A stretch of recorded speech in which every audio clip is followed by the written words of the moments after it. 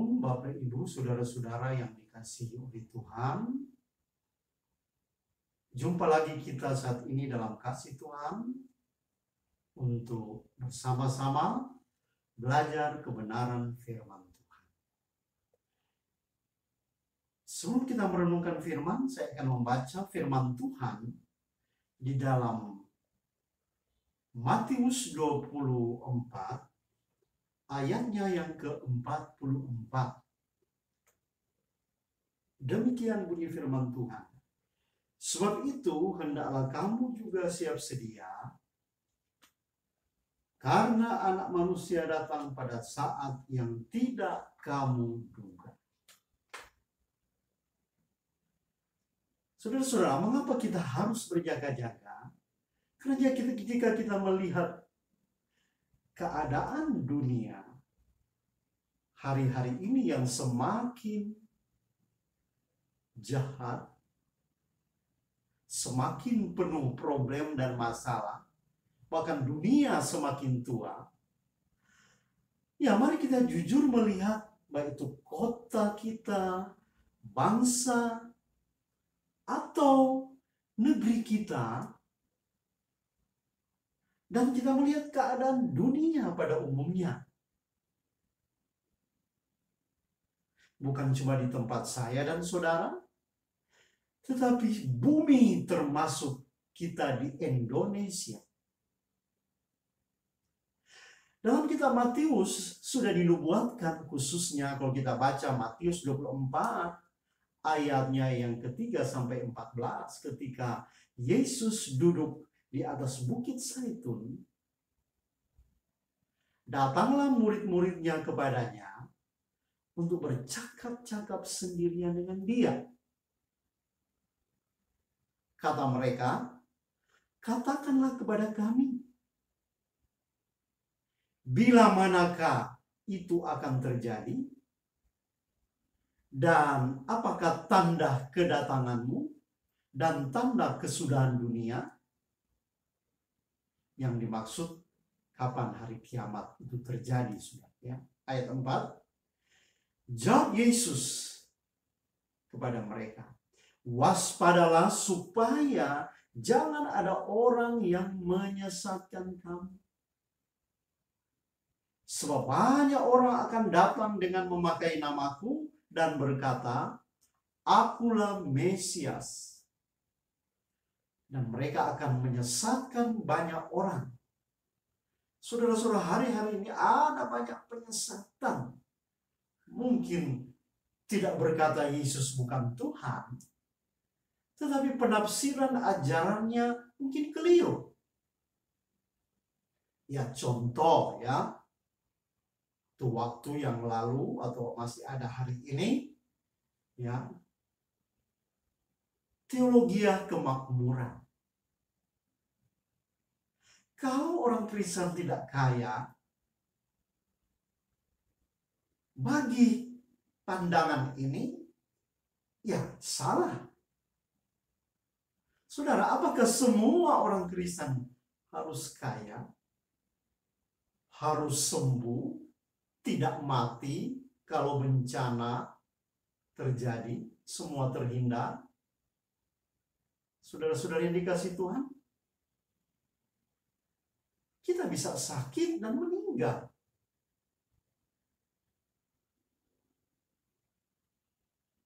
Dalam ayat 6 dikatakan di sana, kamu akan mendengar deru perang atau kabar tentang perang. Namun berawas-awaslah, jangan kamu gelisah, sebab semuanya itu harus terjadi, tetapi itu belum kesudahannya, kata Alkitab. Sebab bangsa akan bangkit melawan bangsa, dan kerajaan melawan kerajaan. Akan ada kelaparan dan gempa bumi di berbagai tempat. Ya, gempa bumi ini, saudara, termasuk tentunya yang pernah kami di kota Palu, ya, saya tinggal di Palu ini, alami suatu bencana yang besar 2 tahun yang lalu. Gempa bumi yang besar disertai likuifaksi tanah bergerak, tanah berjalan, dan ditambah juga dengan tsunami. Saudara-saudara, dan itu akan terus terjadi ya di mana-mana. Ayat 8, akan tetapi semuanya itu barulah permulaan penderitaan menjelang zaman baru. Jadi di sini kita melihat, saudara-saudara, kedatangan Tuhan itu banyak ditandai oleh penderitaan, oleh masalah, bukan kesenangan. Ya. Pada waktu itu kamu akan diserahkan supaya disiksa. Dan kamu akan dibunuh dan akan dibenci oleh karena namaku. Ayat 10. Dan banyak orang akan murtad. Oh saudara-saudara yang dikasih Tuhan. Banyak orang murtad. Alias tidak percaya Yesus lagi. Meninggalkan Yesus. Pindah agama. Dan mereka akan saling menyerahkan dan saling membenci. Ayat 11. Banyak nabi palsu akan muncul dan menyesatkan banyak orang. Dan karena makin bertambahnya kedurhakaan, maka kasih kebanyakan orang akan menjadi dingin. Ayat 13. Tetapi orang yang bertahan sampai akhir, sampai kesudahannya akan selamat. Dan ayat 14. Dan Injil kerajaan ini akan diberitakan di seluruh dunia, menjadi kesaksian bagi semua bangsa. Sesudah itu barulah tiba kesudahan. Jadi saudara-saudara, ketika Injil diberitakan di seluruh dunia dan didengar oleh seluruh bangsa, kaum, dan bahasa, Alkitab berkata, barulah terjadi kesudahan. Barulah terjadi kiamat. Ya. Saudara-saudara, dari sekitar 10 tanda yang dinubuatkan sudah dan sedang terjadi saat-saat ini, saya percaya tinggal satu yang sementara digenapi, yaitu Injil. Berita Injil. Sebab ketika semua bangsa dan termasuk ketika bangsa Israel percaya Yesus, maka itu tandanya the end atau dunia akan berakhir. Saudara-saudara yang dicintai Tuhan, Alkitab memberitahu bahwa ada banyak hal yang luar biasa yang akan terjadi di dunia menjelang kedatangan Yesus yang kedua kali. Ada banyak tanda-tanda, ya, peristiwa-peristiwa yang luar biasa menjelang kedatangan Yesus yang kedua kalinya, yang akan menjadi tanda peringatan bagi kita bahwa tidak lama lagi Yesus akan datang. Saudara-saudara, hal yang luar biasa yang sedang terjadi di bumi ini, yang sementara hari ini terjadi adalah, kalau kita baca dalam Lukas pasal 21 ayat 11, dan akan terjadi gempa bumi yang dahsyat di berbagai tempat. Akan ada penyakit sampar dan kelaparan. Dan akan terjadi juga hal-hal yang mengejutkan dan tanda-tanda yang dahsyat dari langit. Akan terjadi gempa bumi yang dahsyat, kata firman Tuhan. Bencana kelaparan dan bermacam-macam penyakit sampar di berbagai tempat. Saudara-saudara yang dikasihi Tuhan, termasuk saat ini yang sedang kita alami, sedang Indonesia alami, dan sedang dialami oleh berbagai bangsa di dunia. Saudara-saudara, ya. Lukas 21 ayat 25 berkata, dan akan ada tanda-tanda pada matahari dan bulan dan bintang-bintang. Dan di bumi juga akan terjadi, saudara-saudara. Bangsa-bangsa akan takut dan bingung menghadapi gelora laut. Apa ini gelora laut? Inilah tsunami, saudara-saudara. Ayat 26, orang akan mati ketakutan karena kecemasan berhubung dengan segala apa yang menimpa bumi ini. Oh saudara-saudara, orang akan mengalami kecemasan, akan mengalami ketakutan. Saudara-saudara, itu sedang terjadi. Betapa di mana-mana di seluruh dunia ini sedang mengalami begitu banyak orang, bahkan di Indonesia, bahkan orang percaya sedang mengalami ketakutan, sedang mengalami kecemasan. Saudara-saudara yang dikasihi Tuhan,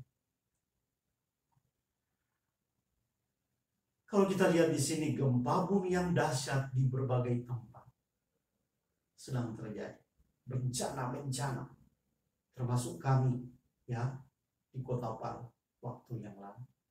Karena kami hari ini masih segar dalam ingatan kami 2 tahun yang lalu, di mana kota ini dilanda bencana yang besar, yang menelan ribuan orang, puluhan mungkin 1.000 orang meninggal, saudara-saudara. Bahkan kita melihat deru dan gelora laut ini berbicara tsunami di berbagai tempat, termasuk di Indonesia. Penyakit sampar, inilah yang sedang terjadi, pandemi COVID-19, yang hari ini sementara berlangsung dan entah kapan berakhir. Semua bencana ini sedang terjadi dan merenggut banyak jiwa di bumi ini. Saudara-saudara, mungkin sudah 1 juta lebih manusia meninggal di bumi sudah akibat COVID-19. Saudara-saudara, jadi kita melihat inilah kenyataan, inilah situasi dunia. Saudara, kalau sudah begini, apa yang harus kita lakukan? Kita harus mempersiapkan diri. Kita harus mempersiapkan diri hari-hari ini, Bapak Ibu, sebagai orang-orang percaya. Ya, karena salah satu kita menyadari bahkan keadaan kita terbatas. Keadaan manusia itu tidak kekal di bumi ini, saudara, ya. Umur kita terbatas. Itu yang dikatakan dalam Mazmur 90 ayat 10. Manusia bisa mati dengan tiba-tiba. Dan banyak cara bisa merenggut nyawa manusia. Bisa memanggil kita pulang. Ya. Oleh karena itu kita harus berjaga-jaga. Kita harus mempersiapkan diri setiap hari. Karena Yesus, Alkitab berkata, datang seperti pencuri. Datang seperti pencuri. Apa yang kita harus lakukan, saudara-saudara, ya? Seandainya saudara tahu bahwa ada pencuri sedang mengintai rumah di lingkungan tempat saudara tinggal, apa yang harus kita lakukan? Ya, guna melindungi orang-orang yang saudara kasih, melindungi barang-barang yang berharga, ya sudah tentunya kita akan tetap siap siaga. Kita akan berjaga-jaga. Saudara yang dikasihi Tuhan. Lagi pula, ya tentunya seorang pencuri, Bapak Ibu, ya tidak pernah memberitahukan lebih dahulu kan, tidak pernah kirim surat dulu, ya. Surat pemberitahuan, baik aku akan datang sebentar malam jam sekian untuk mencuri. Tidak, saudara-saudara, ya. Sebaliknya, ia datang dengan diam-diam pada waktu yang tidak diduga-duga. Itulah pencuri. Nah, demikian juga dengan kedatangan Yesus. Kita tidak tahu kapan Yesus akan datang kembali di bumi ini. Kita tidak tahu hari dan saat akhir kita di bumi ini. Hari-hari akhir kita bersama saudara-saudara dan sahabat-sahabat kita juga tidak tahu, ya. Sebab kita harus ingat, saudara-saudara, ada dua bentuk kedatangan Tuhan. Yaitu dia akan datang secara umum dalam awan-awan yang permai. Dan yang kedua, datang secara pribadi, di mana hal tersebut merupakan tentunya akhir hidup kita di dunia ini. Di mana kita dipanggil. Itulah hari Tuhan secara pribadi bagi kita masing-masing, ya. Saudara-saudara, kita diingatkan bahwa hidup ini, saudara-saudara, hidup ini hanya sementara. Hidup di dunia ini hanya sementara. Oleh sebab itu kita diminta agar memanfaatkan waktu dengan bijak dan tepat guna mengejar kebutuhan yang punya nilai kekal.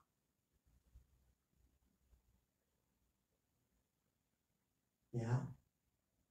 Hari-hari ini mari kita kejar kebutuhan, mari kita rindukan dan kejar kebutuhan-kebutuhan yang punya nilai abadi.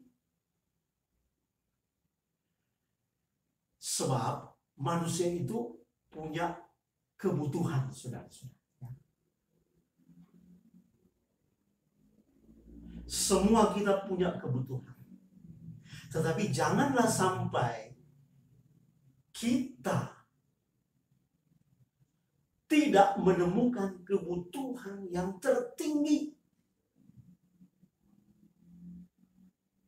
Kebutuhan yang memiliki nilai kekal. Saudara-saudara, ada seorang yang bernama Abraham Maslow. Dia adalah seorang pakar tentang kehidupan. Dia seorang sosiolog, tapi dia mengerti tentang kebutuhan hidup manusia dalam ilmu yang dipelajari. Saudara, menurut dia, manusia itu mempunyai beberapa kebutuhan. Manusia itu memiliki beberapa kebutuhan. Yang pertama adalah kebutuhan dasar. Ya, semua makhluk hidup seperti ya kambing, monyet, sampai manusia punya kebutuhan dasar. Yaitu kebutuhan makan, minum, pakaian, rumah, ya. Tiap kita bangun pagi, yang kita pikirkan, kita makan apa hari ini, ya. Nanti kalau Natal, tahun baru nanti, kita mau pakai baju apa? Kalau ada pesta, kita mau pakai baju apa? Kita nanti tinggal di mana, ya? Jika terjadi sesuatu seperti kami 2 tahun yang lalu, tiba-tiba banyak rumah yang hancur, ya, gedung-gedung roboh, ya, rusak parah, ya, karena gempa. Kita mau tinggal di mana? Demikian juga makhluk-makhluk hidup yang lain seperti ya atau binatang-binatang yang lain yang dipikirkan, yang mereka pikirkan adalah setiap hari mau makan rumput apa, atau makan daging apa, ya, makan buah apa. Jadi yang ada di pikiran hewan hanyalah makanan. Saudara-saudara, jadi kalau manusia hanya berpikir terus tentang kebutuhan dasar, ya itu sama saja dengan makhluk yang lain. Jadi saudara-saudara, jadi yang pertama, manusia itu memiliki kebutuhan dasar. Hal yang kedua, manusia menurut Abraham Maslow memiliki kebutuhan akan rasa aman. Ya. Manusia memiliki kebutuhan akan rasa aman. Contohnya, ya, rumah kita harus ada satpam, ya. Kalau orang kaya banyak uang, ya memiliki satpam khusus. Ada banyak uang, rumah kita pakai CCTV di mana-mana, belakang, di luar, di samping, kiri, kanan. Ya. Atau juga kita memelihara anjing-anjing yang mampu menjaga rumah kita, ya, seperti herder dan lain-lain. Bangun rumah, temboknya, pagarnya harus tinggi, ya. Saya harus punya asuransi, ikut BPJS, menabung sebanyak mungkin. Saudara-saudara, mengapa itu semuanya kita butuhkan? Karena kita memiliki kebutuhan akan rasa aman. Nah, demikian juga dengan makhluk yang lain, ya. Punya keinginan, punya kebutuhan rasa aman. Saudara yang dikasihi Tuhan. Ketiga, kebutuhan akan perhatian. Kebutuhan akan perhatian. Ya, contoh istri, anak, suami. Kalau sakit pasti butuh perhatian, ya.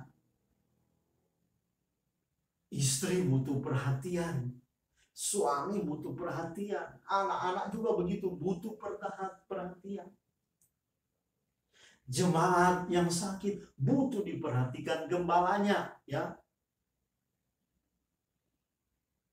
Istri butuh perhatian suami, suami butuh perhatian istri. Saudara-saudara, kita butuh disayangi dan dicintai. Karena memang kita memiliki kebutuhan akan perhatian, ya. Kita memiliki kebutuhan supaya kita juga disayangi. Tapi sayangnya banyak orang butuh perhatian tetapi tidak mau memperhatikan, tidak mau menyayangi, dan lain-lain. Dia hanya butuh saja disayangi, dia hanya butuh saja diperhatikan, tetapi dia tidak mau memperhatikan. Saudara-saudara yang dikasihi Tuhan, oleh sebab itu kita butuh keluarga, ya. Ya, kita butuh komunitas. Kalau di gereja, kelompok, di dalam gereja kelompok sel. Kita butuh suami, istri untuk saling memperhatikan. Kebutuhan yang keempat, yaitu kebutuhan akan kekuasaan, ya. Saudara, biasanya kebutuhan dasar sudah ada, rasa aman sudah, perhatian sudah, dan biasanya akan muncul, ya, keinginan, ya, akan muncul kebutuhan akan kekuasaan, ya. Oleh sebab itu banyak orang ingin jadi gubernur, wali kota, bupati, DPR, walaupun mengeluarkan uang miliaran rupiah. Yang penting bisa berkuasa. Mengapa, saudara-saudara? Karena memang manusia memiliki kebutuhan akan kekuasaan. Saudara-saudara yang Tuhan Yesus cintai, saya mau berkata begini. Semua kebutuhan ini hanya sementara. kebutuhan dasar, kebutuhan akan perhatian, kebutuhan akan kekuasaan, kebutuhan rasa aman, ya. Itu adalah sementara saja. Jangan kita jadikan prioritas.